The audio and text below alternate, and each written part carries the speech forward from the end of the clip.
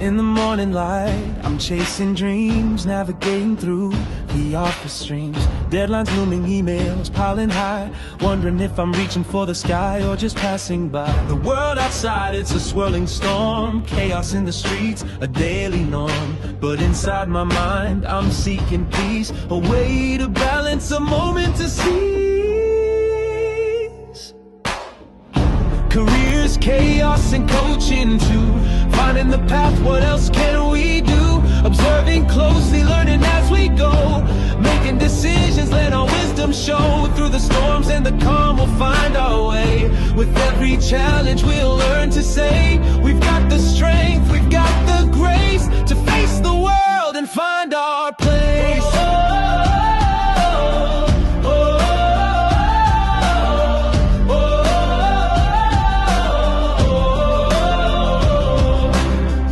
Upon meetings, voices in my head, strategies and plans, where do they lead instead?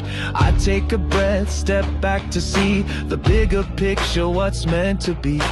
Coaching sessions, a guiding light, helping me focus, setting things right. With every word, a new perspective gained. In the game of life, it's not about the pain. Careers, chaos, and coaching too. Finding the path, what else can we do? Observing closely, learning as we go. Making decisions, let our wisdom show. Through the storms and the calm, we'll find our way. With every challenge, we'll learn to say, we've got the strength, we've got the grace to face the world and find our place.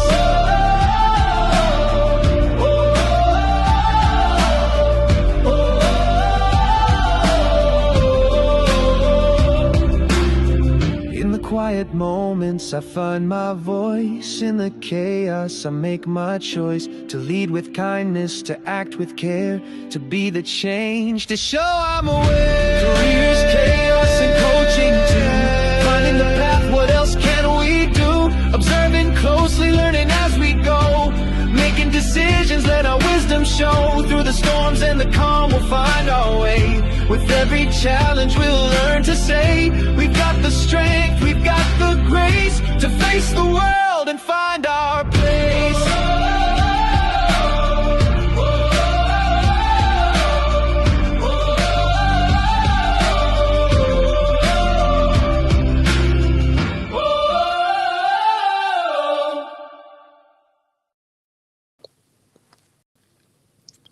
Well, hello, and welcome to another Careers, Chaos, and Coaching. And I am here with my wonderful co-host, Melissa Houston. Today is Sunday, April 19th, 2026. And we are here today to talk about AI and hiring. Faking it won't make it. The truth about AI and hiring and what you need to know. So I'm excited about this topic today. I'm looking forward to seeing many of you in the chat join our conversation. I've been talking to a number of recruiters recently about this topic. I did invite a lot of them last minute, so I don't know if a lot of them will make it today, but we look forward to having this be a really engaging topic. But before we get started, Ms. Houston, how are you doing today? How's your Sunday going so far? It is blue skies and happiness here. So I'm kind of excited about the day. I have the next 2 days off. I'm excited to be here. But Felipe, honestly, I'm still kind of buzzing from yesterday's wedding event that I got to be in the booth of. And I feel like it ties directly into today's conversation, ironically enough. And so I can't wait to talk more about it later. So did someone get married that we know about, or just a wedding event that you attended?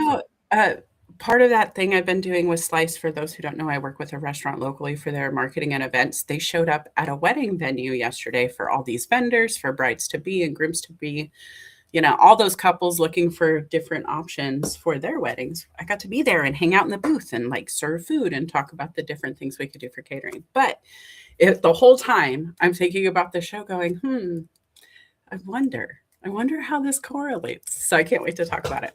Well, I love that, especially since my daughter's getting married in October. We just had a food tasting, and I just got to tell you, the food matters. And it's funny, sometimes there's small little touches that, AI can make it look good, but when you actually see it and taste it, I'll give you an example of something I had. I had a very simple thing that they share. One of the simple appetizers I could pass around is a small espresso cup filled with the most delicious tomato soup I've ever had, and a strip of grilled cheese on top of it.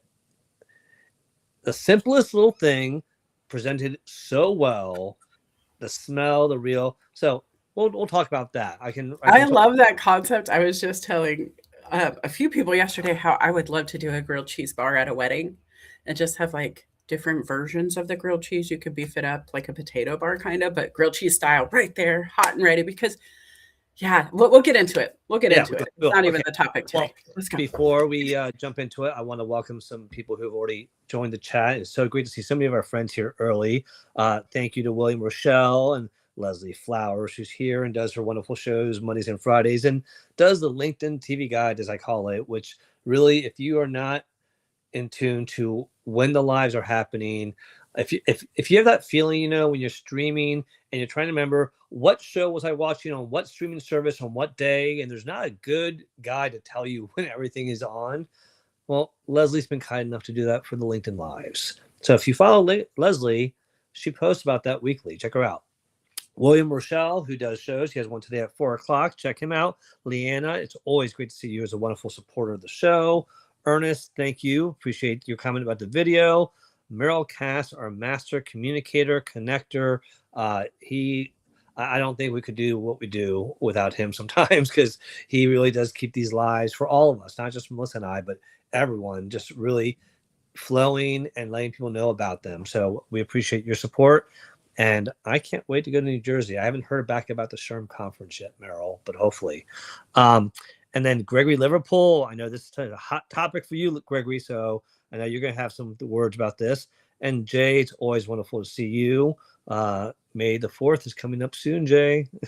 And Michelle, thank you for joining us as well. David Pushkin, our LinkedIn radio voice, always great to hear you here. Rotimi, thank you for joining us. And I think that's it for right now. So before we get started into the topic of faking it won't make it, the truth about AI and hiring, let's do some introductions and initial thoughts about this topic. So ladies first, Ms. Houston, please introduce yourself and tell us your initial thoughts about this topic. Okay, guys. Well, welcome. I am Melissa Houston, cultivator of dreams, motivator of human capital. And what that means is I help people like you, leaders in business, get the most out of their teams, get the most out of their motivation, and really just take some structure into the way they play. I like to use elementary education concepts to get it done, the who, what, where, when, whys, colors, Venn diagrams, bubbles, and, all that good stuff. But I got to say, guys, the AI movement is here. It's not going anywhere. I don't care if you like it, love it, hate it. It is going to stay. It is that sticker you just can't peel off the wall. It's always going to be there until it fades. And I just don't see technology fading. So that said, I am excited to talk about the topic because I think it's being overly used. I think it's being underutilized where it is utilized. And I think we're just kind of swimming in waters we don't understand. And when you're not paying attention to what is below the surface, you can get in a lot of trouble in those waters. So I'm really excited to get into it, maybe get some clarity here. Murky waters cause trouble, but clarity rules. So Felipe, I'm excited. Let's do this. Okay. And for those of you that I have not had the pleasure of meeting, my name is Felipe Cofino. I've been an HR executive for over 25 years, and I am the founder of Cofino Consulting, where I offer HR services such as training, recruitment, coaching, and HR audits. I'm still very passionate of being an HR executive in the workplace because I still value the opportunity to improve the workplace for everyone, leaders, employees, and everyone that interacts with them, as well as the clients. As far as other things I do, I am a LinkedIn top voice, which I don't take lightly. It just inspires me to make sure that the content that we share here and on my posts is valuable, useful, and relevant. I'm also an author of Miranda Max, which I am going to put the QR code for that because I just finished publishing the Spanish version of this. This is the English version. I love putting these in little book houses that people have in their yards, for free books, to take and give back. But I just officially finished all the illustration last night for Brady and Lucky, the one-eyed cats. And I'm very excited about that. What also got me excited about it was at the end of the book, I had to give a teaser for the third book. And that is third book, and it's going to be about 3 different dogs that are going to be in the story. And one of them is my niece's dog, Benny, who is a little Chihuahua that tends to be the alpha of the family, ironically enough. But more to come about that. All right. Outside of that, I'm just a passionate LinkedIn enthusiast that loves to get back here with Melissa Houston and really help people with their careers, whether they're looking to move up, move out, or start their own business sometimes. So with that being said, let's get into this topic. All right. Now I have some Felipe's Fives. I posted this a few days ago, so I'm just going to use the slider that I created because I didn't want to create a whole nother slider. But I'm going to go skip right to the 5 here because the first one here, actually, you know what? I take that back. Before I do that, I want to tell a story. Let's go back here a second here because one of the things that I want to see how many people remember this story. And this really just is the epitome of what we're going to talk about today. When ChatGPT first came out, within the first 6 months, it was being used and people were trying it for everything. And I'll never forget the story of this courtroom. And there was a judge who was reviewing a case that was submitted by this attorney. And they're going through the case and they're checking the sources. And all the sources are invalid links. And they started realizing that some of the information was not accurate. This attorney took AI, wrote a very good document, but once you dug deeper, it wasn't accurate. The sources weren't accurate. The links didn't work. And he lost his credibility, his reputation, his job, and possibly got disbarred. So that is just one example of someone that did this when AI first came out. I say that story now because you think we would have learned from that lesson. Apparently not. We have not. So people are still doing it. So with that being said, let's get into this real quick. All right. The first one, this is not a new one. This is the first one that I think a lot of people know about is they say the ATSs, the AI is screening out your resumes. Yes and no. Okay. It's happening. The bigger companies out there, the Amazons of the world, they are getting hundreds of thousands of resumes. They are definitely using the AI to screen out stuff. But here's what I want you to realize. There are some companies that have been faulted for screening out in discriminatory ways. Of all the people that I've talked to over the last 10 years that we've been dealing with ATSs, or no, more than that, 20 years almost, understand something.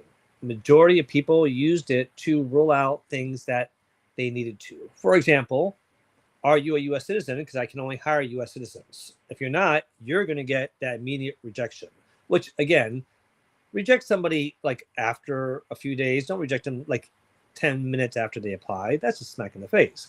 But that's where they had to work on that and fix those things.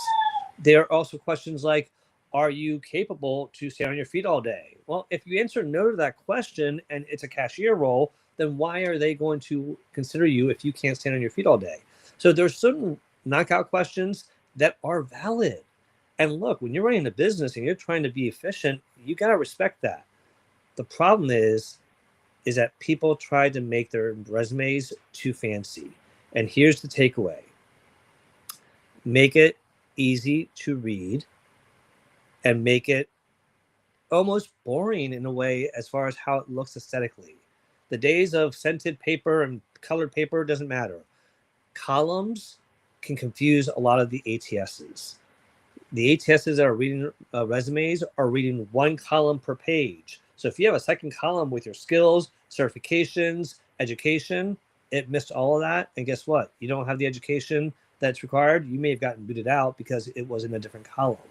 So simplicity is better. All right, I'm going to stop there because Houston, I know you have some thoughts, and I don't want to go too far on this.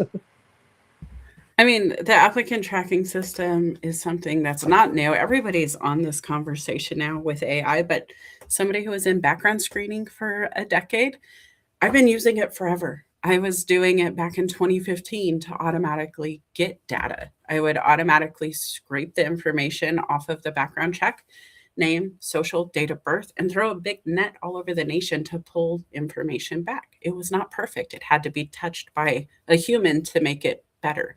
But that's still the same case now. 10 years later, more even, we're looking at it and it's still a computer trying to guess what you mean by the information you're inputting. And so if you just say, hey, I need this one line item, that's all you tell it.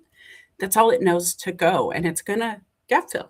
Most like the humans, right? You give them just a little bit of information. I just need a few supplies from the store, but don't tell them supplies. Felipe's list of supplies would be different than my list of supplies. So if you're going to use AI to do this, you have to tell it. Make sure it's applicant ATS friendly. Make sure it's easy to read by computers that are screening applicants through programs. You can get as serious about it as you want, but if you don't, then it's going to be a joke. And I just hate to say that, but the truth is you either take it seriously or you opt out on the easy button. And we've talked about easy apply, and it's honestly very comparable in that scenario, right? Where you just kind of set it and forget it. It's the Ronco way. I feel like some of us kids from infomercial land want it to be easier than it is. Staples had their easy button, but that's not a reality, guys. AI actually makes it harder because if you're not going back and forth with it to refine what you're getting what everybody else got the first 3 transactions, right? And if you stop at 1, you're really in trouble. Felipe? Absolutely. And here's the thing I want to remind people also is what Melissa and I just shared has been going on for 15, 20 years. The AI today is doing more now. When it reads your resume and cover letter, it's using AI agents to say, hey, look for examples of people that have demonstrated what we're asking for and gave a good example. When it can say that, it's going to mark it as a higher thing. So AI is now searching for those metrics that we put into it. So AI is going to get wiser. And we'll talk about that in a little bit more in a minute.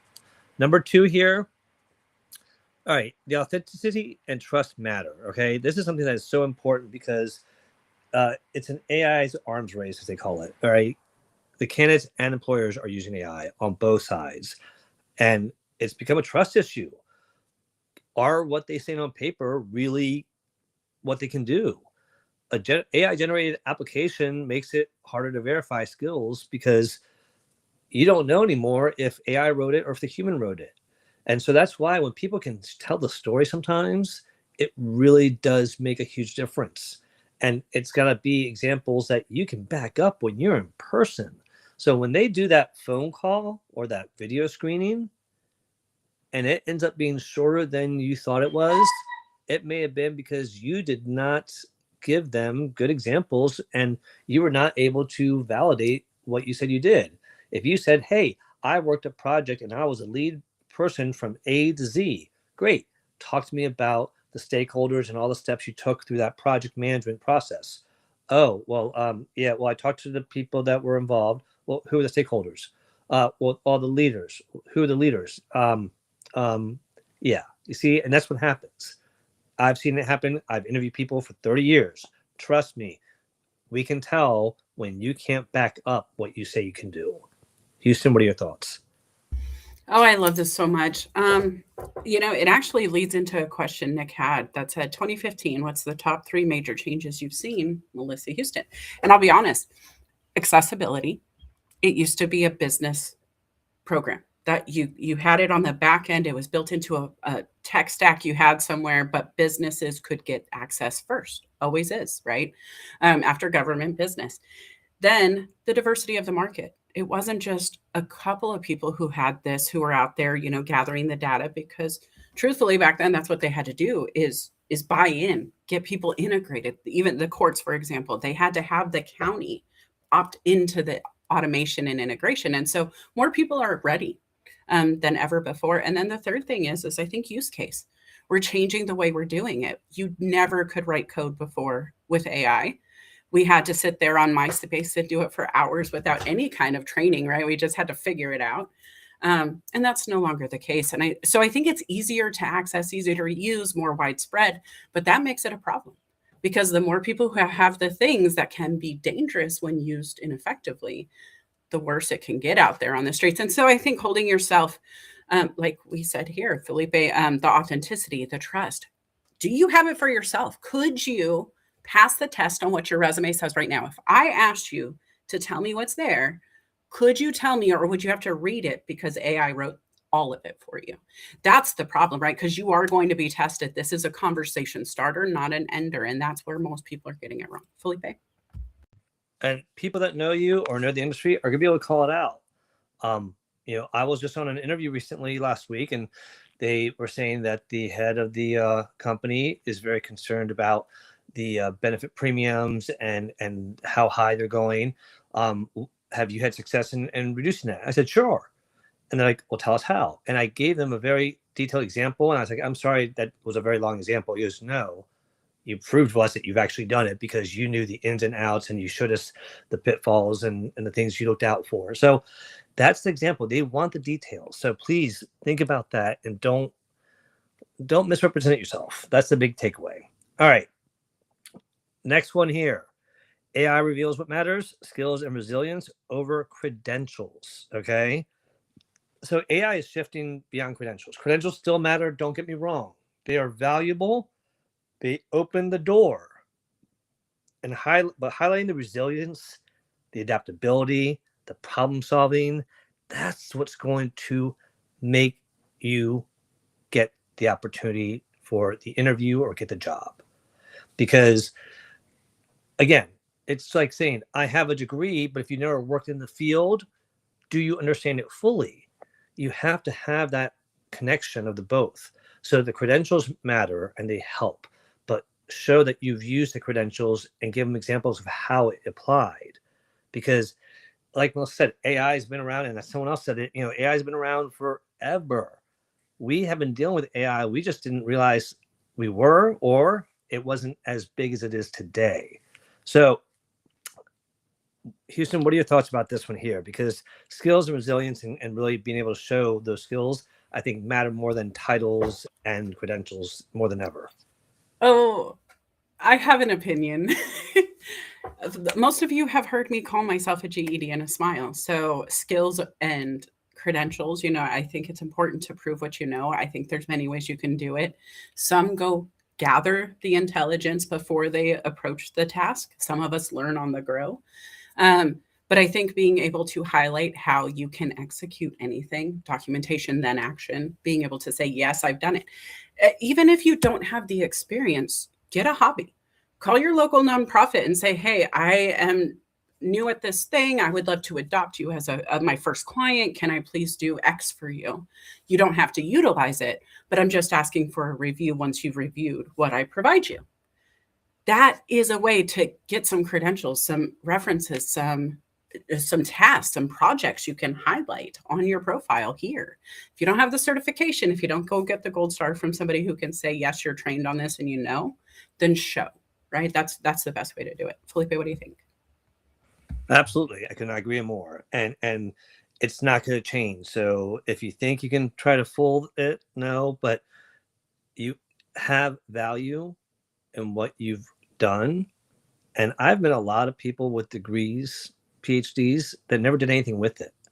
And today they were the smartest person in school. 20 years later, they haven't accomplished much. So it's not a guarantee. It's the whole package about you as a person and who you are today. Remember that. All right. Fourth one. Let's give you I'm going to tough love here, y'all. Adapt or lose out. Because AI skills, as much as we are criticizing some of it, you need to learn it. It's part of continuous learning. It's part of evolving. It's like you saying, I refuse to use a microwave when they came out, or I refuse to use a laptop, or I refuse to use a smartphone. It's part of evolution, and it's being used worldwide. It's not just a trend.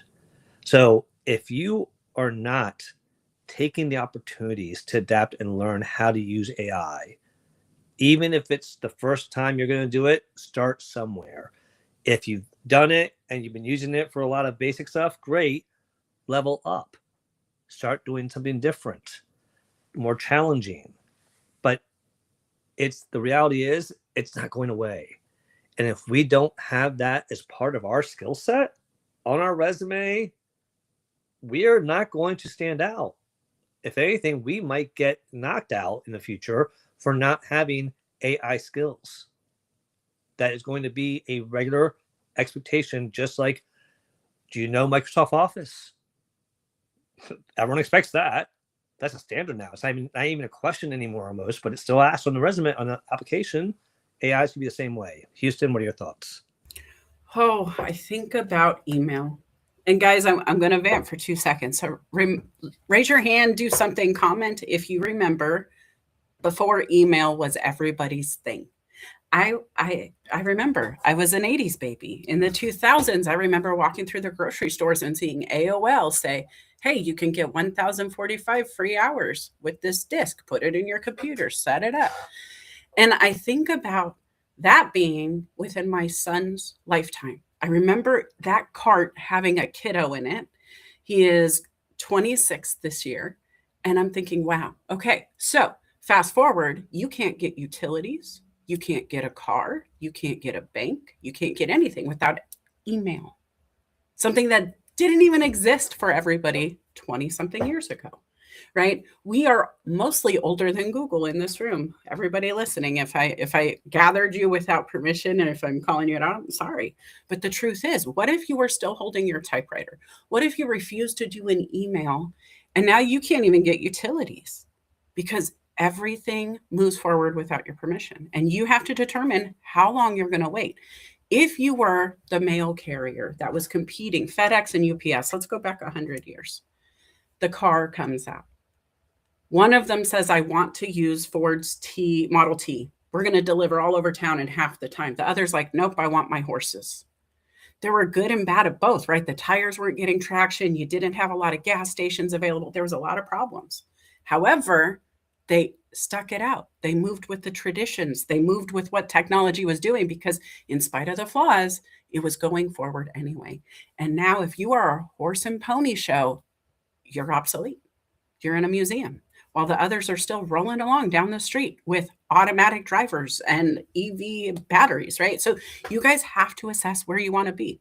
You can be the last pony standing and you will absolutely capture that market until it's gone. You have to decide, Felipe. Very well said. Don't become the dinosaur. All right. Our fifth and last one here is the human. And here's the good news. The human touch still wins. Networking, connecting. AI is not going to do that for you because it's only going to, again, open the door. You got to be able to walk through it. So with AI hiring practice, a genuine human connection through referrals, conversations, DMs, proof of work, stories, your journey, what drives you and passion for wanting to work in that industry builds trust and sets you apart. I'm currently applying to be the head of HR for a school system. I hope I get it. When they asked me why I want to work there, I had never worked in a school, but I grew up in a teacher's household. My mother, 50 years as a teacher.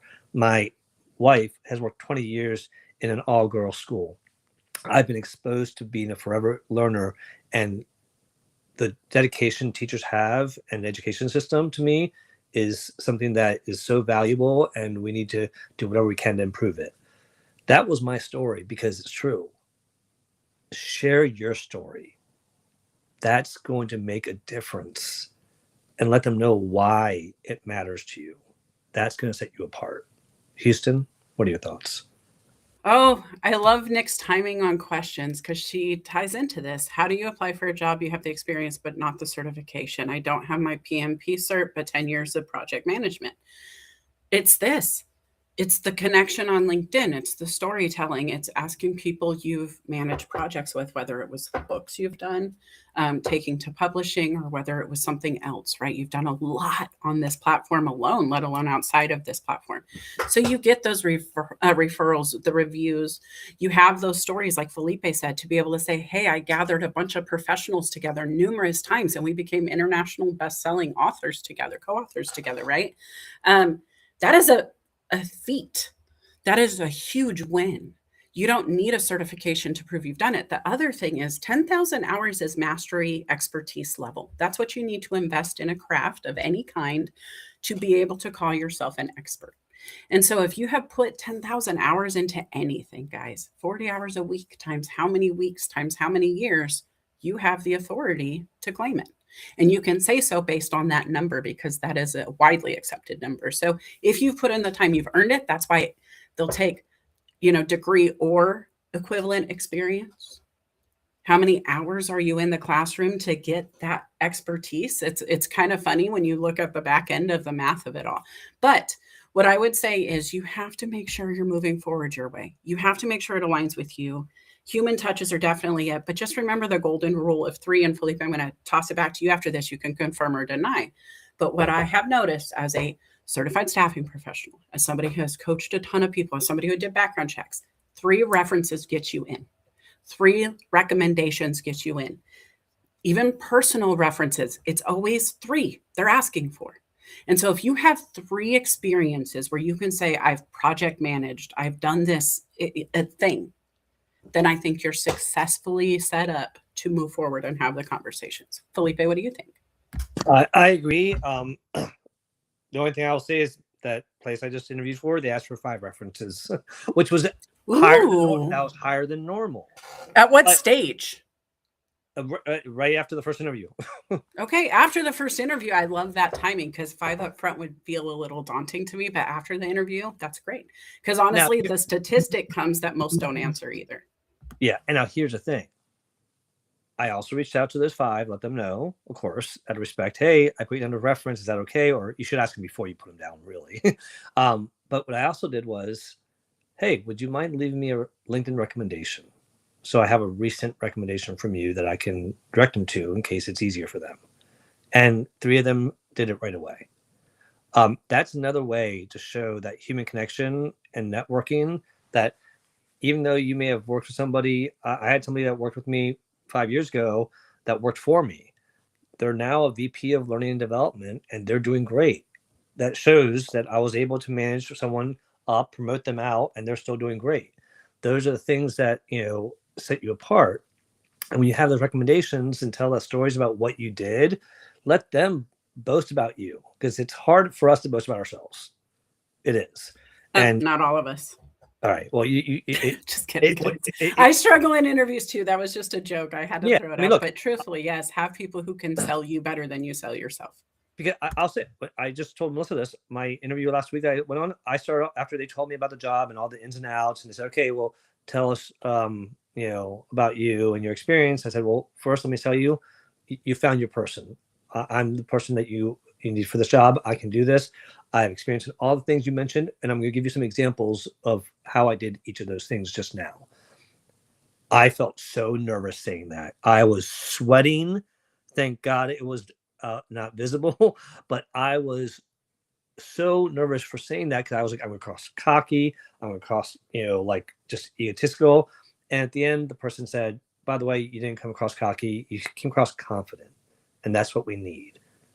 And that's something, again, I want to stress to people. It's nerve-wracking being in an interview, you all. It's nerve-wracking talking to people. But you have confidence because you have experience. Be confident and show that.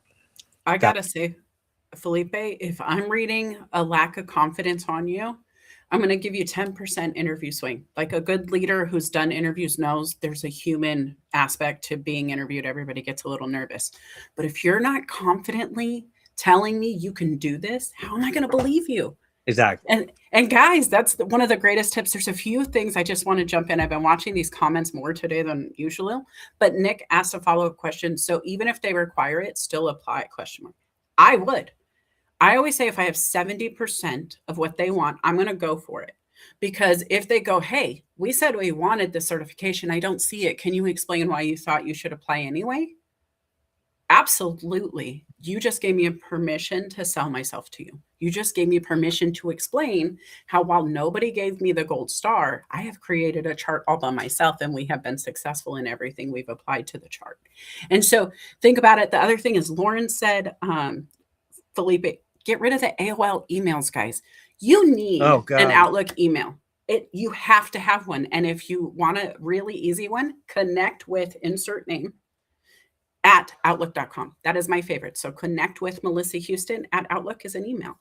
If I was Felipe, I would do the same thing, but with his name. The reason, it's easy. Number two, it's not going to age you. It is the freshest, newest email. Proton.me is another one that if I see it, I'm like, ooh, they're a little bit edgy. If you're in IT, it's probably the one you should be using. They'll respect it.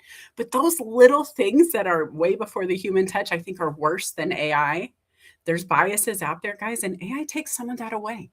I'll be honest with you. If your resume can get through the ATS and they don't see your email automatically as an AOL, you've already won something. So that's a hurdle you've reduced by using the AI technology. And there is both sides to the story. There's good, there's bad, there's all of it, right? But what we need to do is use it our way. Felipe, do you want to answer Michelle's question? I was going to answer Annie's question first. Okay, I didn't see it. Annie, where did Annie's question go now? Oh, here's. Okay, so Annie says that most people don't know how to get AI tools to know their skills and how they help. Any ideas? So yes. So this is where I love to. AI can help you recognize the transferable skills you have. So if you see a job that you like and you're worried that you don't know if the skills you have transfer over, this is where you want to use AI. Take your resume, take the job description, and say, what skills do I have that would match what they're looking for? And then once you see that, then come up with examples of what you did with that skill in that previous job.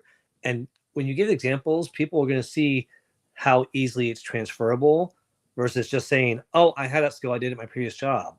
Okay, that's great, but it's a different industry. Well, let me tell you how I did it. And once they hear you say it, that's like, oh, well, that's exactly how we do it here. So that actually might work. But here's the other thing also. The certifications that you mentioned with Nicole. To that question there, I want to make sure people realize when it says preferred, always apply. When it says required, if you really want the job and you have good experience, still apply. And here's why. I put required on jobs all the time. Sometimes we don't get one of the requirements and we have to pick somebody that is missing one of the requirements. It might be you because you have the strong experience. So keep that in mind. Just don't put all your eggs in that basket because when they do require it, a lot of times they will knock you out. Now, Michelle's question. Oh, wait, can I just add one more tip, guys, before you get overwhelmed? Because I know it can be overwhelming to go into this pool of AI unknowing, right? Just ask AI to teach you how to use AI for your thing. Hey, AI, I want to use you to build a resume. I don't know how you work. How are we going to do this? And it will talk you through it. It's crazy if you say, hey, I need to build a website with you, AI. How would I go about that? What are the steps? It will tell you. And it's like, would you like to proceed? It's so easy if you're not afraid to ask it questions. So just ask it questions. Just start small. Something simple. What is the make and or the tire for a motorcycle is something I used AI for this week. It wasn't looming over my head. I can say, hey, what's the best kind of sealant for an acrylic paint or a latex paint? There's so many use cases, but just start practicing the use so you can get comfortable with it. Go ahead. Sorry. No, that was good. And I think it's important for people to remember that. All right. And Michelle's question here was really about, again, and if they do ask for references up front, still give those people the respect of a heads up, because two things might happen. One, they might not be prepared for it, and they might just give a very lackadaisical answer, like, yeah, oh yeah, they were good. I'm sorry, I'm really busy right now. But she was a great employee. I would hire her. Hang up. Or they don't recognize a number. Guess what I do when I don't recognize a number? I don't answer it.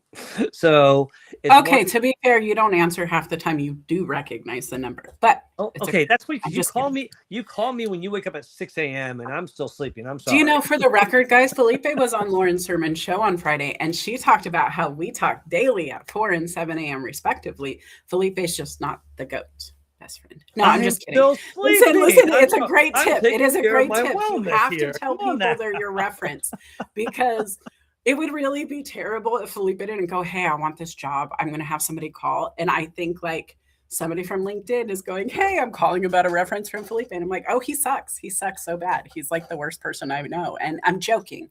I would never really say that. But if you're a friend of ours, you know, I poke at him. If I didn't know it was a real reference call, that could be really bad. Yeah.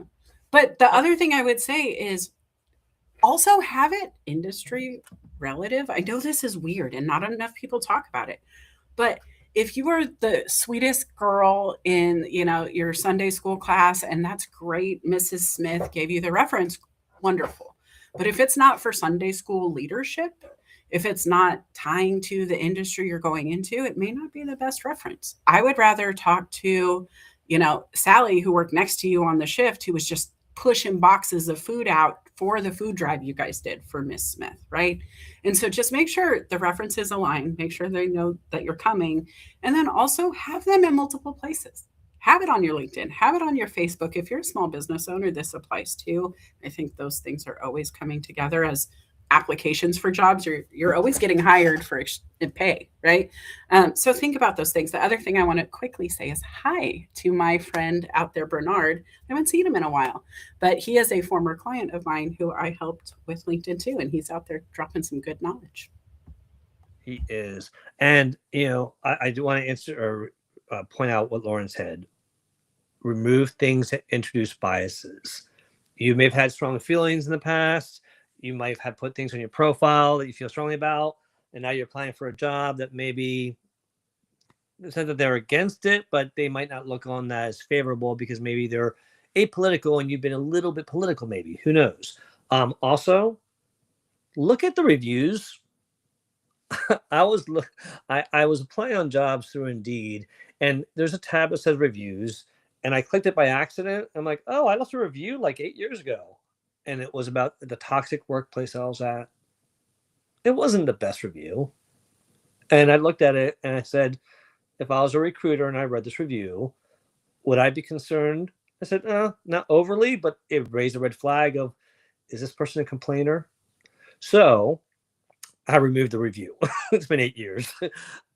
Do your research. Remove things that introduce biases, like Lauren says. It's important. All right. Now, with that being said, let's bring up our first guest here, Mr. Gregory Liverpool. Thank you for joining us. It's always great to see you here. Let me get back to the screen here. There we go. Gregory, I know that you are passionate about this topic. So let's hear your thoughts about it. Over to you. Melissa, welcome back. Thank you. Thank you. Everything's going well on your end? Yeah, I've just been super busy kind of doing the family thing. Got a lot to talk about, but I want to hear about this AI thing. Thanks for checking in. Just checking. Hello to everybody on this WrestleMania Sunday. That's for you, Melissa. I am going to be, in the words of CM Punk, probably doing a mic drop and a mic bomb on this issue, because to me this is an issue that is basically prevalent for the last few months on LinkedIn in regards to AI resume slop and the efficacy in regards to AI. I saw a post by the great Stephen Levy that's basically in regards to AI use within the ATS model, that is only capturing 1/3 of candidates who are basically fraudulent candidates in the ATS system. That needs to be corrected. Period. End of story. Full stop. In terms of the AI type of stuff in recruitment, in regards to people being racialized, people who have disabilities, that stuff needs to be beta tested first, then released. not the other way around, that we're going to release it in an ATS type of platform and hope for the best, and basically do a Hail Mary type of shot, Dallas versus Minnesota, Drew Pearson type of thing, in regards to the efficacy of in terms of the efficacy of AI in ATS environments. That's why I will say that, in my personal and professional opinion, that we need to have professional standards, governance, regulations on both recruiter and job seeker in terms of the use of AI in regards to recruiting overall.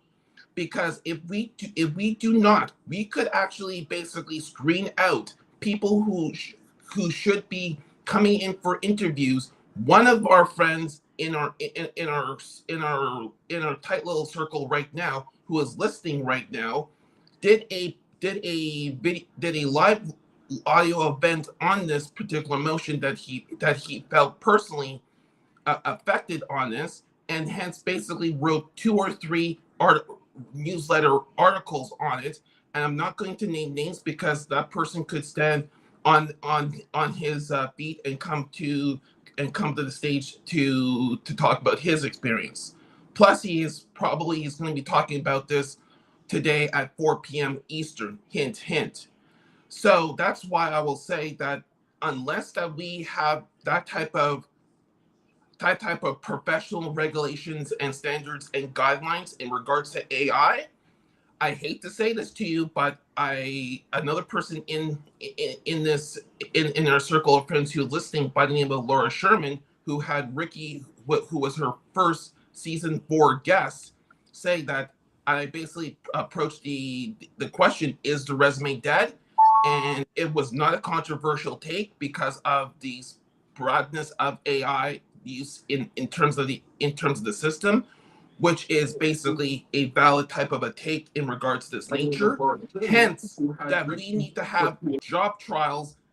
We need to have a new standard of hiring in regards to work trials, work and skills assessments, to basically separate the wheat from the chaff, the milk from the cream rising to the top in regards to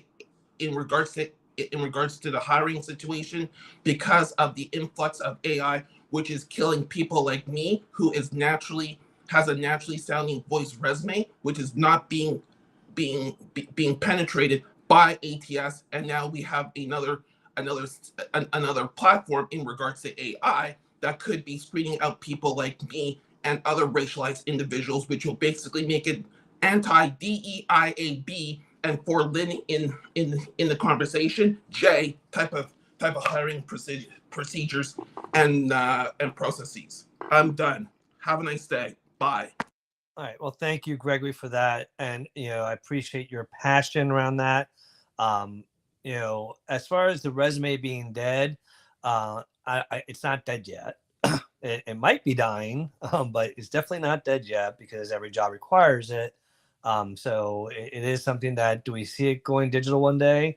I definitely could see that happening, but it's 70% of organizations are not accepting a resume right now, Felipe. Seriously, that's a stat from Business Insider.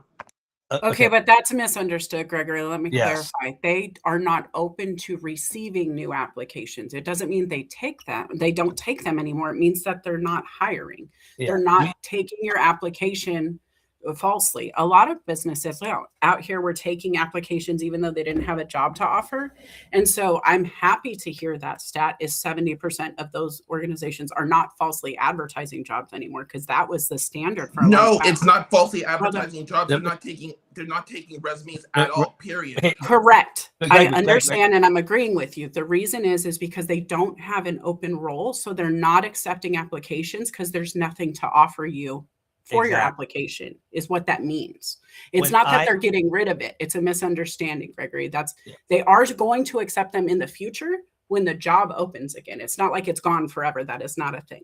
Yeah. The issue is that people always say, can I leave my resume with you for future opportunities? That was very common. Now they're saying, no, I'm not accepting any resumes unless we have a current opening. And that is what that 70% stat is. So we want to clarify that because there was a lot of misunderstanding around that by a lot of people. And it is a very jarring stat because it makes you question, but it is about accepting unsolicited resumes specifically. Now, as far as the ATS and the applicant tracking system and AI, again, it is going to be an uphill battle in some cases. I'm not going to get political here, but affirmative action is something that for workplaces, not for schools, has gone away with this new administration in the sense of certain categories, now for disabled and veterans. And that to me is a concern because affirmative action in the school system is a quota system. It's 100% a quota system. In the workplace, it was not a quota system. It was proving that you were getting those jobs available to everyone out there. Because before the internet, we were just posting jobs where we wanted to. Not everyone had access to it. Nowadays, it's a little bit different, but it does raise a red flag of, are we still being fair to everyone? So I don't disagree 100%. It's something that we need to be on top of. But the reality is that AI is being used to screen out things that need to be screened out.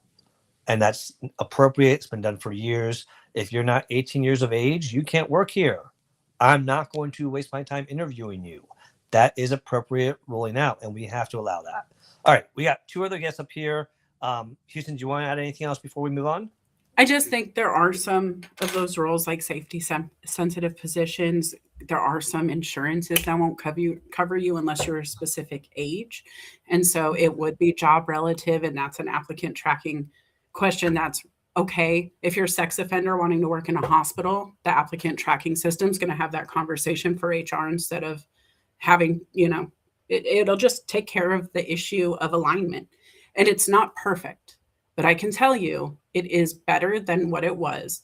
It does have more meat on the bone for applicants than a pile of applications where they just take the paper off the top and go until somebody answers. Because that's how it used to be done. A lot of people would just grab from the top and then throw them away when they were done with them and keep going. And so I think it's give and take. It's a double-edged sword, but apply online and then show up in person. You want to bridge the gap. You want to take the applicant tracking system's power away. I have pulled people out of the screening process because they didn't have the criteria that, like Felipe said, it was mandatory, but we didn't get anybody with all 5 things. So we went back through the screening process, and the person who showed up and put a face to a name, shook my hand, said they were really excited, stood out for me. You got to fight with what you know. Felipe? I love what Lauren says here. You have to remember that AI is trained by humans. Humans have natural biases, whether they want to admit it or not, which is so true. And she says, also, just because it's AI doesn't mean it's better. What you are saying is correct, Gregory, but far away. So in time, we need to get there, Gregory. I think we all agree with that. And also, I do want to make sure that we remember that with those natural biases that Lauren mentioned just now, I said we all have it. That's why blind recruiting is such a popular thing. Now, there are people that are fighting this battle, Gregory, and I want you to know that. The whole Workday lawsuit, it was caught that they were discriminating. Bingo! That's what I was about to say. They were discriminating against people of over 50 years of age, and it was proven that they were getting disqualified. And race and disability. And so they were able to find a class action lawsuit against them, and that's been a huge wake up call for a lot of people. All right, let's get on to our next guest. Houston, please introduce our next guest. Over to you. I have no idea who is next. I'm so sorry. Who is next? Oh, Sajith. Oh, Sajith Kumar, how are you? Okay, guys, what I love about Sajith Kumar is always the giveaways that he gives on LinkedIn and the tidbits he leaves behind, but he also likes to color. And I like that we share that in common. So welcome back. Been a long time since I colored, but yes, definitely on the radar. Speed is one thing that AI gives a benefit for business, right? And that is what I put on the post also. The alternative, Gregory, we have talked about this a lot, and also the topic is very relevant in this day and age of how it impacts not only the job search, right?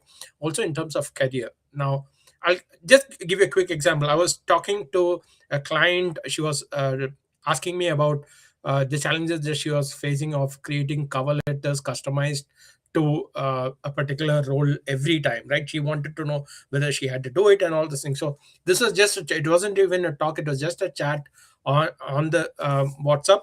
While she was doing it, I opened AI Studio and I created a solution for her. So a 15-minute session ended up me creating an application for her to write cover letters that could be designed based on her resume and the job description. So speed is something that works. But if you are evaluating a human being, it's like saying asking the frog whether it can climb a tree, right? See, human beings have a lot of other characters. And so, Houston remembered that I like coloring books. Now AI might have that in the memory, but would it bring up in a conversation when we're having it? No, because it wouldn't think it as a relevant thing. I don't remember when we talked about it, Melissa, regarding the art books and coloring, something that you're also passionate about. So, Gregory, the most important thing, yes, we can try to fight it. This conversation has been going on for 2 to 3 years. I think I'm not saying we have lost the battle, but I'm saying that the priority for businesses is more towards AI than to look at, okay, are they going to look at the people who have been left out? I'm sorry to say this, but I don't think business has that as a priority at this point in time. Our only advantage, like Melissa and Felipe said, is what are the strengths that we have? What are the advantages that we have against AI? How do we leverage that to the best of the ability and move forward? Those are my thoughts. Thank you. I love what you said. And also, guys, if I wanted to work for this person, I would be listening to him and find those little things that I can bring up in a direct message, right? You want to set yourself apart. You have to have the human touch. I always say if the salmon are spawning and they're running downstream and there's thousands, tens of thousands of fish all at once, how do you stand out as a salmon? You jump upstream, one jump, the opposite direction. If everybody's applying with the easy button, go to the website. If everybody's going to the website, go in person after you've applied online. Don't do it before. They're going to tell you, go to the website.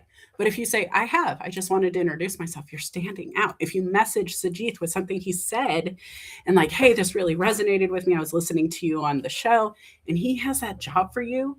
You're on his radar now in a new way. And you can say, oh yeah, I applied for that role you're hiring for also, right? Felipe, what do you think? Yeah, absolutely. I love the advice you give, Sajith. You always give such valuable and relevant advice. And talking about the cover letter, I'm glad that you brought that up because my prediction is the cover letter is coming back stronger than ever. And the reason why is that that's where they can see and hear your story better than the resume. That's a chance for you to share some of those metrics and examples to show that you actually did what you said you did on the resume. With AI, the way that Sajith gave you such a suggestion, I think it's a wonderful thing. But what I always tell people is before you tell it to do that, do a brain dump of what you've done.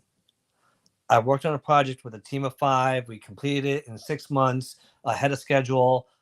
It was on this, and this. I also saved the company this much money by doing A, B, and C. And I was able to increase revenue by reducing the benefit costs with the wellness program and through managing whatever. And then let AI take all that data, the resume, your brain dump, and the job description, and have it tell your story. And then you tweak it to make sure that it says the story correctly, that it sounds like you, but it give that brain dump, give AI your brain dump, because that is going to be information that it needs to be able to tell a story, because otherwise it's just going to be another AI copy of somebody else's story. I have another little tidbit to add, guys. You can open up your screen, go to your LinkedIn stats, run it for 365 and say, hey, capture this data. go to Facebook, go to Insta, whatever it is you're doing, your stats in business, you could say, capture this data. Just make sure it's not anything that you're not supposed to share. Like, create the document in Word or Excel. If it's got proprietary information there, you're not supposed to grab, but take the stats, make it easy to grab and ask it to, and then say, tell me a story about my career based on what you just read. Tell me a story about my online experience of growth based on what you're seeing. What are my strengths? What are my weaknesses? When are my hot spots? When are my, cold times? And you can even have it look at your top post and see what people were engaging about. You can have it read the comments section. Guys, you can define this for yourself. But if you don't know your data, you can never tell the story of your data. And so have it teach you how to read it, even if you need it to. There's no wrong answer here except not using it, is what I would say. Felipe? So true. It's so true. Melissa and Sajith, I just sent you the Marinette Max coloring book that I made to accompany the book that I wrote, since you both like the color so much. Yay! It's in your LinkedIn chat. All right. So I love what Tom Collins said real quick before we go to Bill. He says that cover letter is your summary. Sometimes recruiters will even pass on the resume view if you have the cover page. Summary of you attracts their attention to move forward. What do you say about that, Felipe and Melissa? And what I'll say about that is, as someone who I used to think cover letters were a waste of time, the last place I was at, every hire we made for the 2 years I was there, every time the hiring manager says the cover letter is what made me just pick them. They resonate with how we do things here. They had great examples, and I could tell they were passionate. So there are companies that are going to double down on that. Absolutely. I'm going to say cover letter and LinkedIn, because at this point, the cover letter makes me interested enough to read the resume. The resume makes me want to go to LinkedIn and see who else can confirm your story there. Okay, let's just put a caveat there. If anyone thinks that we don't ever think you should have your LinkedIn optimized, you've not been to our show before. So please, absolutely double down on LinkedIn before anything else, because I just been a recruiter that says, I don't look at the resume. I send the resume to the hiring manager. I only look at their LinkedIn page. And that's a recruiter that does stuff for a company as big as Amazon. So just saying. All right. With that being said, Bill, thank you for being patient, my friend. How have you been? I know last week we had some mic issues. Hopefully everything's cleared up. Please tell us your thoughts on this topic.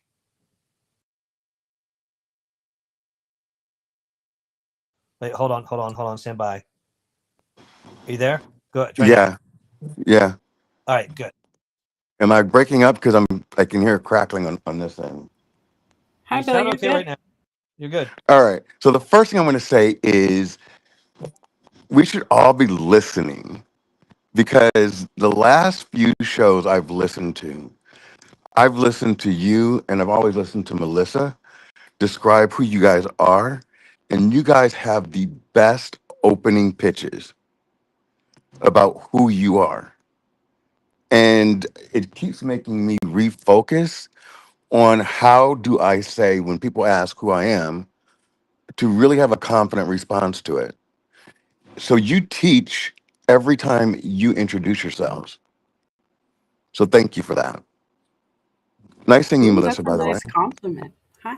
Yeah, thank you very much. That was very nice. The second thing I was going to say is I, because of being so busy, would never look at a cover letter. And so because of that, I used to not include one. But nowadays, with so many people applying, I feel like that's a key differentiator for the recruiter. So I always include a very tailored resume, as well as a follow up email to the person who posted the job. In regards to what Gregory was saying, because he didn't want to tell who it was, but then he said Sunday at 4. I was going to have a conversation today. Gregory, I don't think I'm going to have that conversation, but I will say this. Felipe and Melissa are correct that it is questions that the recruiter actually puts out there to qualifying questions. The Workday issue was not user generated, that was platform generated, where they discriminated against 1.1 billion applicants. And I actually called two different jobs when I was applying, and both of them said that they never received my resume. So I sent it to them directly, and one said, "You would have been a perfect candidate, but unfortunately we filled the job." And the other one called me in the next day, and they were both using Workday. So there was definitely a problem there. I didn't correlate it until, everything came out, but that's an issue that they're addressing now, and I'm curious to see how it actually unfolds. But I do have a final question for you guys regarding qualifying questions. You ready? Yep. All right. So I was uh, submitting an application the other day, and for the first time ever, it asked me two questions that shocked me. First, said, "What race are you?" And then I chose my race. And then, "What country does your family originate from?" And I was like, that's a little bit deep, and I don't really know because of my ancestry. We don't really know. The second question it asked me was about sexual orientation, and you know how it normally says LGBTQ or gay or straight or whatever. Um, this one said, "Are you asexual, bisexual?" And I felt like that was very invasive. So my question to you guys is, do you answer those questions, or do you put "I prefer not to answer"? And if you say "I prefer not to answer," is that a trigger that gets you disqualified? So no, it's not a trigger to get you disqualified. Okay. Those are optional self-identifying questions that were created back when affirmative action came out to make sure that we could actually track applicants to ensure that we were not discriminating against people. And now it's become more of an inclusive thing, but people still keep it for tracking purposes so that they can prove that they're not discriminating against anyone. And the only one that, so all those are appropriate and very common, and they have been for the last 20 years, with the exception of your sexual orientation. That's new. That has come out over the last 2 or 3 years, where they get specific: asexual, bisexual, pansexual, every version you can imagine. And so it's listed there so that people feel like they can identify if they want to. But if you mark, and it's also like the vet's question: are you a veteran or not? They ask you that question as well. Or are you disabled or not? You don't have to answer any of those questions. You can answer, "I prefer not to disclose." It does not Okay. hurt. It is only meant for data in case they ever need to use it to show that they are not discriminating, and to show who they're hiring. But it is not meant as a discriminatory. If people do it, obviously, I've never heard of a story of someone using it in a discriminatory fashion. Let me say that. Yeah, it was just the first time I've ever seen it so deep. And I was like, wow, that's interesting. So I thought I'd ask the I question. I have more questions actually because I've never seen what country of origin is your family from, and I'm like, I have 4 different genetic profiles based on my DNA, and truthfully, we're a melting pot. But I do think there is a risk here that I just want to identify. I think it's great for businesses to ask the questions they want answers to. I think it's great to be inclusive. I will also say I think some of these questions exclude people. Yeah. When I go in and I see, hey, identify your sexuality, I'll be honest. What if it's not a question I've had to worry about, guys? Whether I'm asexual, bisexual, pan, trans, all of these things that people can live, right? Bisexual people may choose one gender to marry and still be attracted to another. It's none of my business what you do off the clock. And so for me, that turns me off as an applicant. It's none of your business what my sexual preference is. It's not a conversation we can have legally in the office.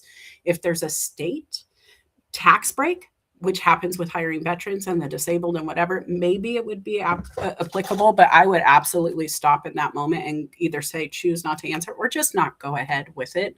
Because if it doesn't align with how I feel in the moment, I stop no matter what it is. And so I would use that rule of thumb for anything, but that is a unique one, Felipe. Why would they ask about country of origin? So two things. One, with the sexual orientation, what I've seen, I'd say at least 70% of the time, they have been LGBTQ friendly or allies. So I think they're doing it in a positive way. As far as the origin, that did trip me up a little bit, because your national origin is a question that they can ask as a follow-up, but it's not usually a common one they ask. The whole Hispanic Latino thing mixed everyone up, because are you Hispanic, Latino, or white, or not? If you're not, what else are you? And they get it all. So they've jumbled it up a lot. But the national origin, that one there, I would personally, I don't know if I would feel comfortable sharing that, even though I talk about it all the time and it's not a secret. That's a little bit too deep in my opinion as well. I think just list what you are, or don't answer. Yeah, it came out that they're going to start doing this in December. So it's just weird. And I agree with Melissa. If I select LGBTQ, that's all you need to know. Like, you don't need to know like that deep into my sexual preferences. Are you asexual? That just shocked me. That's That's like, why I call it self-identifying. They're giving you a choice. If you feel like you want to identify this way and you want people to, and even if when you do, it's confidential. but But now you're in my bedroom. Like, but that's some people are proud about how they self-identify and they want to make it known, and so they're going to make it known on forums and in public, and that's their choice. So I think it's been there's people that could use it negatively, but I think the intent, from what I've seen so far, has been more of a, hey, we want to give you a chance to identify if you choose to. got it. Okay.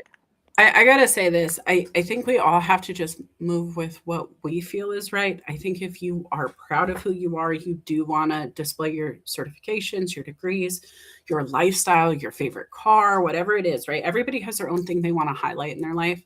I do think it's a slippery slope when we take all things into the workplace. I don't think everybody wants to hear about your brand new BMW. I don't think everybody wants to see your engagement ring or the baby sonogram photos. And I think if we start this in the application process for anything more than just like required government tracking, then it becomes something that can be a workplace culture, which is great for those who want it. But I've had people tell me that I needed to put my career down on LinkedIn, my coaching career down, like Jesus's disciples did in an interview. And I was like, I'm sorry, did you just compare yourself to Jesus and make me a disciple?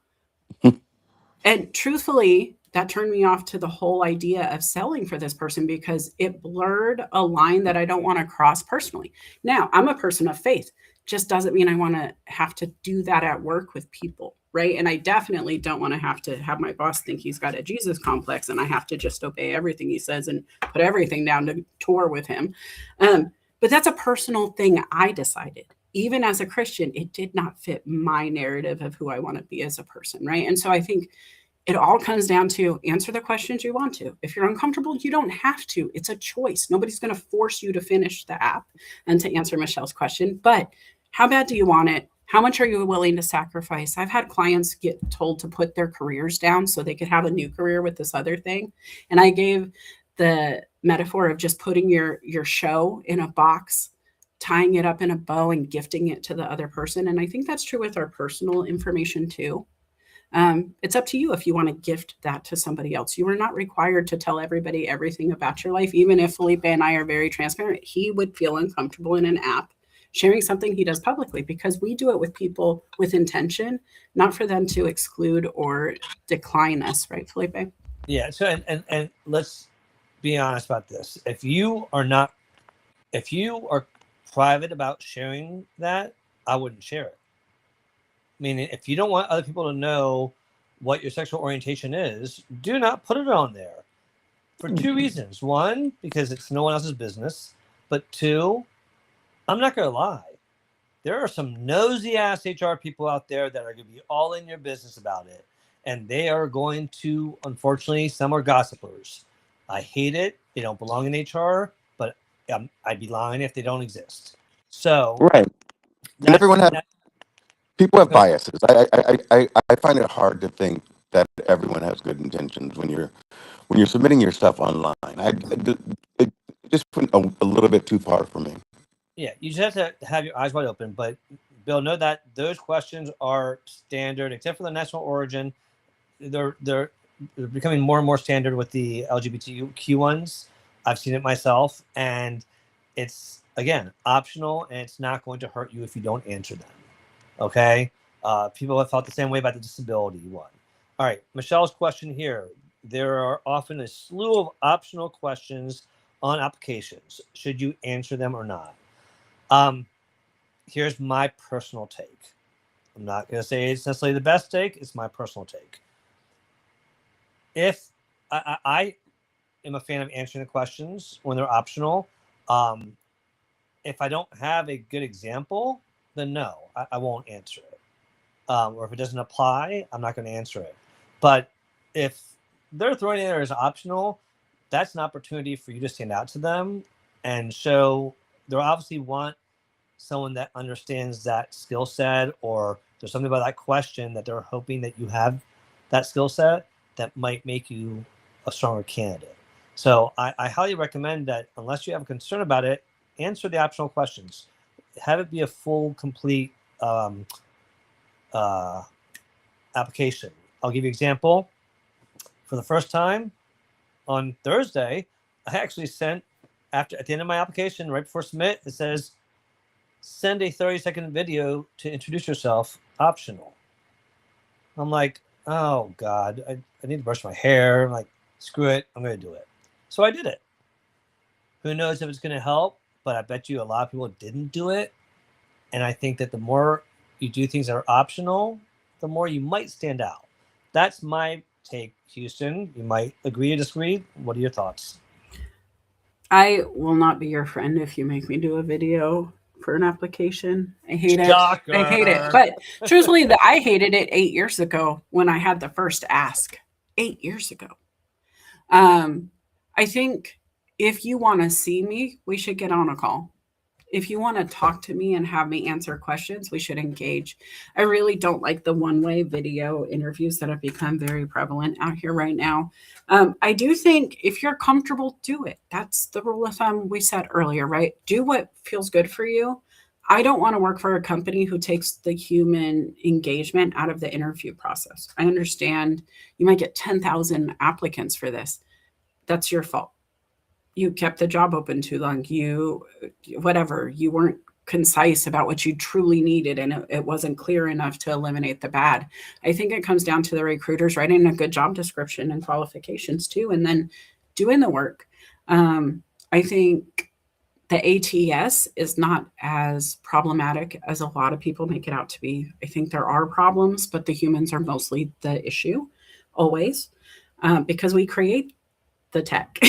So pot kettle, right? We are the ones who created the problem. And the only way to solve it is to get back in there and be more human about it.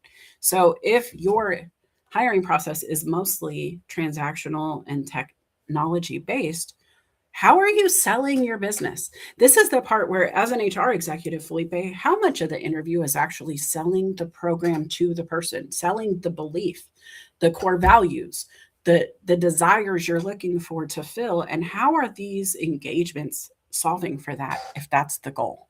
Do you think there's more value in this kind of onboarding? Do you think there's not? And I would love to hear from Sajith on this too, if he has something to share.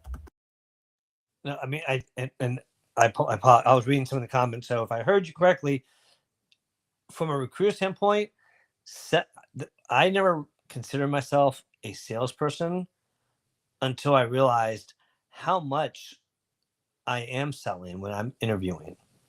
I'm selling the workplace. I'm selling the benefits. I'm selling the job. I'm selling their boss. I'm selling the future of their career. It's something that when you paint that picture, that human connection there is just as important for the employer to see from you as for you to see from them. Because especially nowadays, we got to be careful. How many of you, tell me in the chat, how many of you have gotten a spam or AI job recruiting message on text, email, saying, I have the perfect job for you based on your skills and this and that. But ironically, they never tell you the name of the company, the title of the job, and it's like, who are you? And there are people out there that fall for this. My son fell for it right out of college. He was looking for jobs. Thank God he asked me about it, because he would have fell for it. But it was very convincing. So we have to be careful that we don't fall for the AI. As the recruiter, they're looking for the human factor to prove that you can do what you can say you can do. As the candidate, you've got to do the same thing. You got to make sure that you've got the human connection with them, that they're showing you that the human side matters and that you're not being fooled by AI. So, Jeesh, what are your thoughts? Completely agree with you, Felipe. What you said is correct, and that goes for the candidate also, right, Felipe? You're selling the company, you're not selling the role, you're selling the company, you're selling the boss, you're selling the culture also nowadays, and of course the job comes in place. The job seeker is also constantly selling, and so that is what they're looking at. Everybody knows that everybody has inflated resumes, and what Melissa and you said before, right?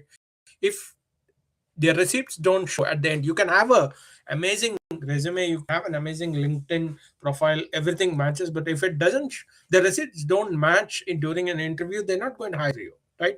Everything that you said on a resume, you can boost it up, make it look perfect, but end of the day, it is you who matters, and that is the human element that is going to be the fingerprint that you carry with you always. And rightly what you said, Melissa, that if you need to do differently, that handshake is going to make it different. If nobody is reaching out to people, how many candidates have picked up the called the office to find out who's the hiring manager and said, can I have a call with this? How many of them actually do it? No, they don't, right?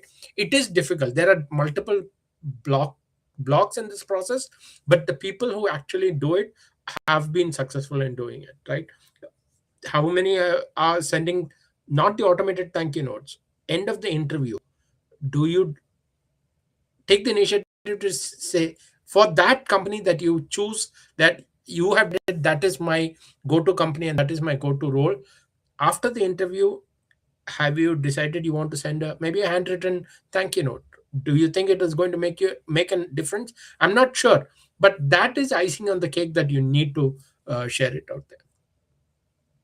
I just have to add a cherry on this. That was beautifully said. And the other thing, guys, is just ask yourself a real question, audience, even on the stage.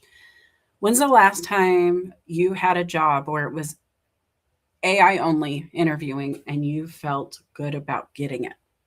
Because when I think about those moments where somebody said yes to me, said, you are the one we want, this is the role for you, we're so glad we found you, there was a human there. There's a memory there. There's an experience to be had. And there's also an experience to be missed if you're going AI only for your onboarding process. And so please bring some human touch, even if it's every other touch. Let it be human, because we lose something in it. And you wonder why turnover is bad.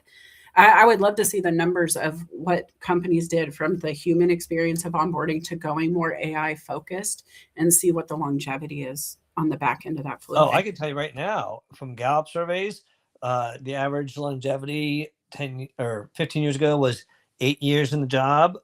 It's down to 2 years. That's a huge drop, a massive drop.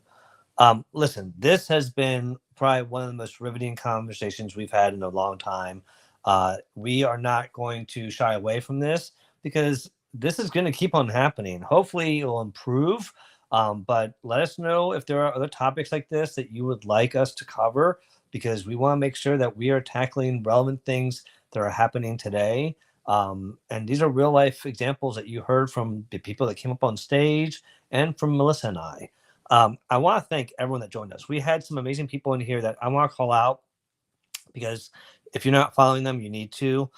We already mentioned Lauren Sermon. I want to reiterate about the AOL thing because I have my AOL account still, but I have my Gmail account that I use for everything.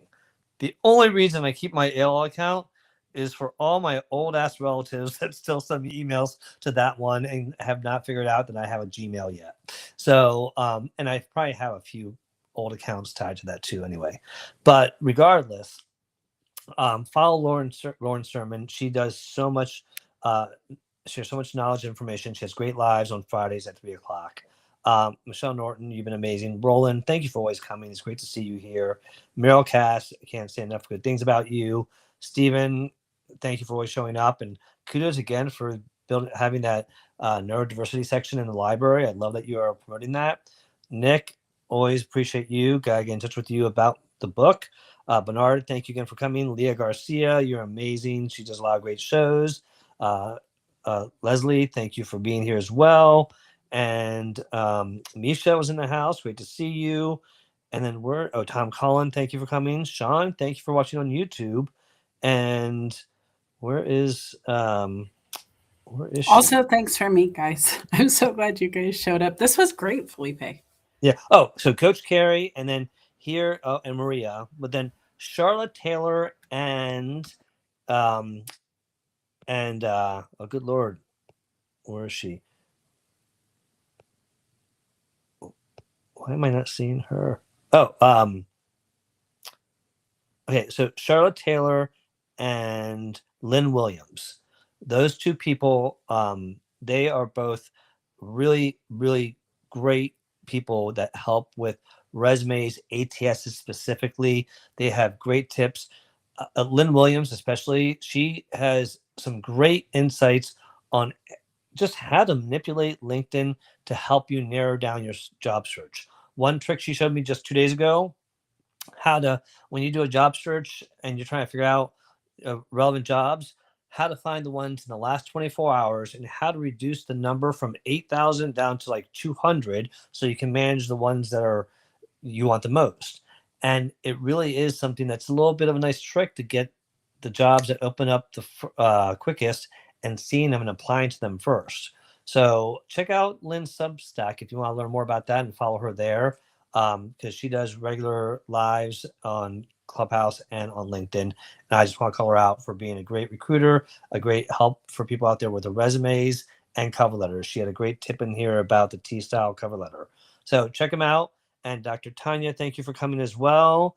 And thank you for everyone that came up on stage. And I think that is it. So Melissa and I, we appreciate you all. You are the, oh, and Kenneth Dunner was here. Thank you, Kenny. Meryl Cass, AOL. Yes, I'm sure you probably have one too still. You and I have that in common. All right. So listen, you all, Melissa and I cannot thank you enough for being here. We talk about how grateful we are to you all for showing up on a regular basis, for being part of this community that we've built, and just continuing to bring your questions, bring your insights, share your experiences. I can't tell you how grateful I am. I know Melissa is as well, but I'll let her speak. Melissa? Guys, and I've missed you all. I've been a little bit on hiatus, and I just want to take 2 seconds for those who are friends and still here.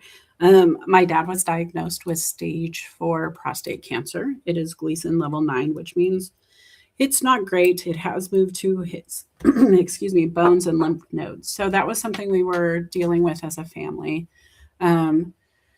My mom's birthday was on the 15th. For those of you who know, she has passed, and just kind of having that information come back to back in the same 7-day stretch was a lot. But then I also was busy yesterday with a wedding event. And I have to tell you, I love event management in a way that I forget. You guys know I've been doing the bike nights at the motorcycle shop for quite some time. We also ended up losing a rider after our last event on Tuesday. It was my mom's birthday. He passed away at 9 that night. It was very quick and sudden and unexpected again. And I just got to be honest, guys, I am actively opening my mind to doing more event management roles and stepping away from cycle gear as a leader, just because I don't want to keep losing my employees, customers, people, and it has been all of the above in the past few years due to accidents. And so that's what I've been kind of focusing on, dealing with family, dealing with faith, dealing with self-care.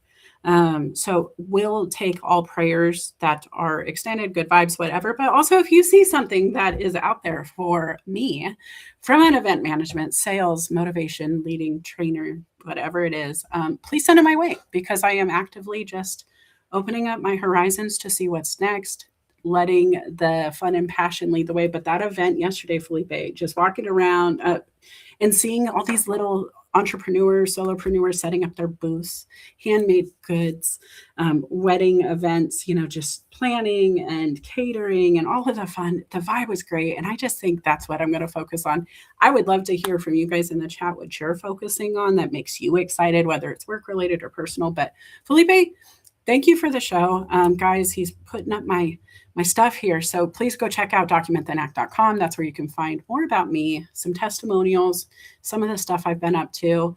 You can learn more about me on Amazon too, because Felipe and I were in a few books together. They were mentioned throughout the show. And I have my YouTube channel. If you look for Document Then Act, you'll find me everywhere. But I would love your support. It's growing. We're up to 44 subscribers over there. And I'm just shocked I'm late to the game. I know, Felipe, when you were on Lauren's show on Friday, you guys did a call out, which I appreciate too, where she had said that I had coached her, and she had started with like 300 followers on LinkedIn.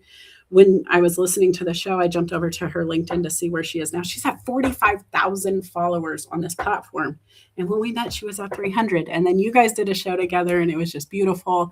I was part of Team Replay, guys, because of all of the above. But you should be part of Team Replay too. So go find it on her post. I'm sure he shared it.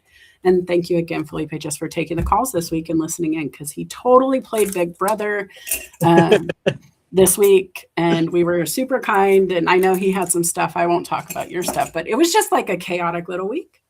Really was. It has been chaotic week. My brother was in the hospital last week, and he's okay, but his blood pressure dropped down to 55/39. Yeah.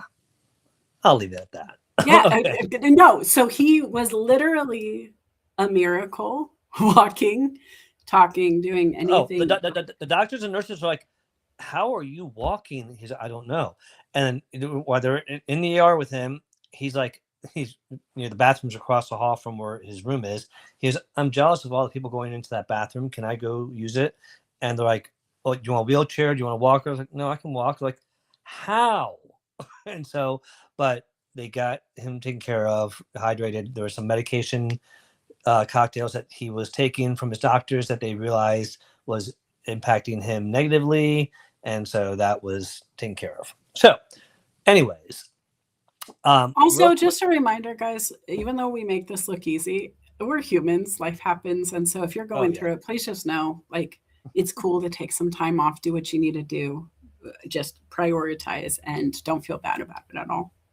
Yeah, I have a few people that I need to get back to, and I've told them, like, I know I haven't got back to you, and they've been kind. They're like, we know you're busy, but I didn't even share that I was dealing with my brother and all that stuff, but I appreciate everyone's kindness. All right, real quick, for those of you that have, oh, wait, before I forget, we have to congratulate Mr. Kenneth Dunner on 38 years of service at his company. Wow. Now, here's the thing. I have a question for Kenny. Kenny, are you lost in time, or are you a little bit sleepy? Because when you read his comment, oh my God, this April 18th, I'll be employed at my current employer for 38 years. But today's the 19th, Kenny. So I'm just saying. So I'm a little confused. So maybe he had written it so many times up to the 18th that he just forgot to change maybe pretenses. That's what it was. But listen, after 38 years, we're going to let him slide a little bit. We'll let him do whatever he needs. Do you know, and Kenny, with all due respect, sir, do you know that's almost 4 decades? That's amazing. And I got to say this, because the employer I'm actively working for, they have a ton of people who have been there for a long time. I think it says so much for the organization to retain talent at that level. Oh, yeah.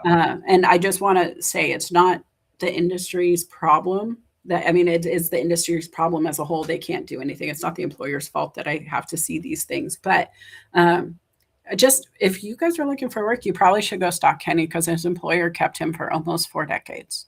They're probably doing something right. And I would love to ask Kenny what that is on another show, maybe. Like, what was it?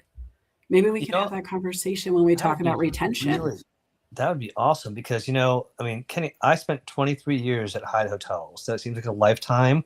When I left, they said, you're a retiree. I'm like, I'm not retiring. I'm going to another company. Like, yes, but you get retiree benefits. Like, you still get 50% off food and 70% off hotel rooms. I'm like, well, then hell, call me a retiree then. But 23 years was a long time. 38 years is just an amazing accomplishment. And kudos to the employer, but kudos to you for doing what you do. Obviously, you're good at it. You love what you do. So congratulations to Kenny. There he is. He said, yesterday I am employed. So he was right. And maybe he did get used to typing it. Also, that's something I think I really want to tap into. Guys, if you know people who have been at their employer for 1, 2, 3 decades, we would love to chat with them. I'm going to ask you guys to tag your network. Who has been there? Who has had that longevity? Who has found the place where they just can't leave for whatever reason? Because truthfully, COVID started this whole 2-year in jump so you can make the most money ever. And those who didn't, I would love to talk to them about why. Also, Felipe, where are your friends at? Because maybe I could work at a hotel. That would be not too bad. Hotel industry was awesome. I want discounts. I would be lying if I said I wouldn't go back for the right opportunity because, it taught me so much of what I love, and it's got a special culture that really is hard to find other places. Well, and the other thing I'll say is I was at the hotel for Easter. We went and got a room just so I could be in the hot tub and pool. The Pacific Northwest is lacking them unless you go pay for it. But I was sitting at the hotel going, oh man, I wish I could just have them come down and do this. And then I started planning. If I was a hotel manager, we would do 1 floor a month, like 1 week on each floor, and just rotate the whole floor of this floor building. And guys, sometimes I can't help myself. I think it would be fun to talk to all the people too. You guys find a job, an idea that makes you that passionate and just run with it. Felipe, I think anything we do is human focused, and that's the fun part. And then the concierge style service is what you carry through your consulting. We do it here. I think it's a pillar of your brand now too. And I think hospitality, because I used to think that concierge style service, that drop what you're doing when an employee comes in your office mentality was HR quality. No, it was a hospitality quality that I've carried through my HR career, that I wish all HR people should go through hospitality training, honestly, because it would make a huge difference. But with that being said, if any of you are looking for any services to help up your HR team's game with recruitment, with training, with auditing, I'm here to help with those services. I'm also here if you're looking for someone full-time to take over your team to help you run your HR department. But HR has so many facets nowadays that staying relevant and making sure that we keep those human connections relevant are more important than ever, because we got to stay legally compliant and all the things, but we can't forget about the humans because they're our biggest asset. So with that being said, feel free to follow me on LinkedIn on Convenient Consulting, HR Advisors. And if you would do me the honor of following me on YouTube, that channel is growing. I'm trying to do more there to house everything that we do, so it's easy for people to find. So I appreciate all the people that have already subscribed. And for all of you that are watching, we will be back in 2 weeks with another wonderful episode of Careers, Chaos, and Coaching with none other than Melissa Houston and me. So go ahead, Houston. What were you going to say? You guys just have a great weekend. And be safe. And as always, be confident because you got a lot of experience. Be curious what you don't know about and go learn it. You got a lot of access. Be grateful for what you have because you got more than others. Be compassionate to yourself because you're going through a lot, and be tenacious as hell because you got this. Have a great day, everyone. We'll see you soon, and have a great week. Adios.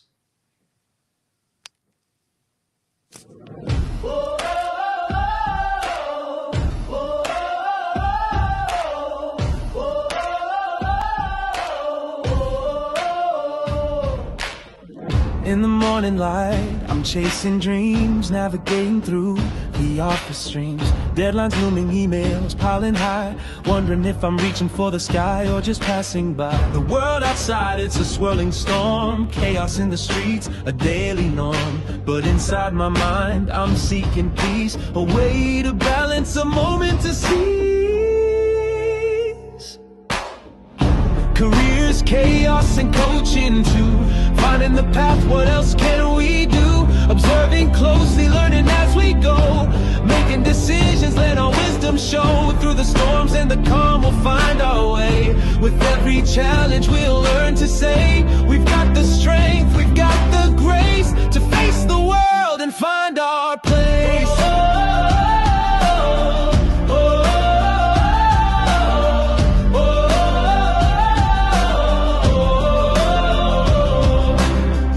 Upon meetings, voices in my head, strategies and plans, where do they lead instead?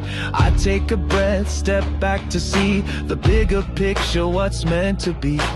Coaching sessions, a guiding light, helping me focus, setting things right. With every word, a new perspective gained. In the game of life, it's not about the pain.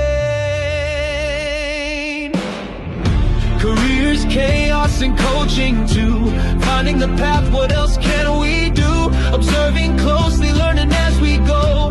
Making decisions, let our wisdom show. Through the storms and the calm, we'll find our way.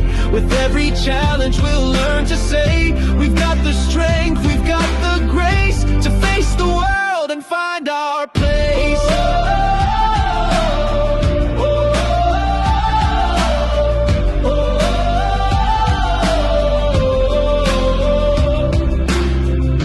Quiet moments, I find my voice. In the chaos, I make my choice to lead with kindness, to act with care, to be the change, to show I'm aware. Careers, chaos, and coaching too. Finding the path, what else can we do? Observing closely, learning as we go.